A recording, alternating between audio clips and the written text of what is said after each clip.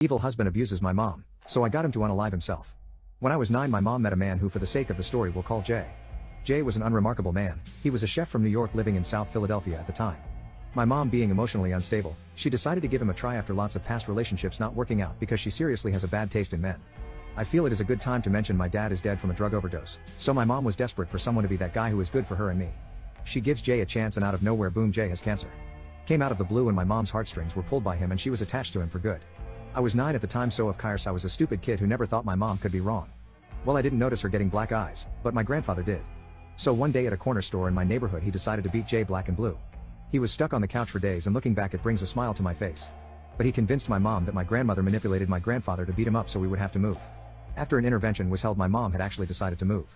We packed our things in our van and I held my 90-pound Rottweiler on my lap and we moved to effing Florida. I'm gonna admit, life kinda sucked here. For 5 years I was stuck in such a dumpster fire of a state with no family support. My mom was abused daily and I was mostly mentally abused. I also lost my great-grandmother at this time and I wanted to go back to Philly for the funeral, but Jay said no. Eventually in 2021 my mom left Jay and then the worst night of my life happened. I was still in Florida, shocker, and I went trick-or-treating with a younger friend.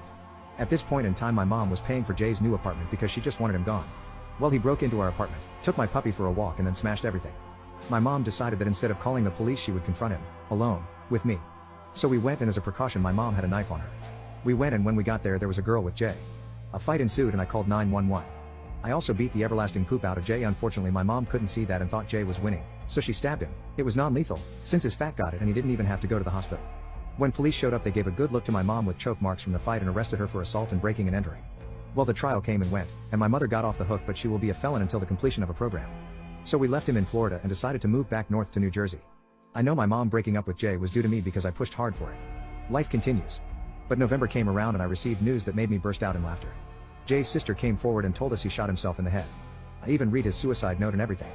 I ruined his relationship with my mom and karma came back. My life goes on, but he died unloved and alone.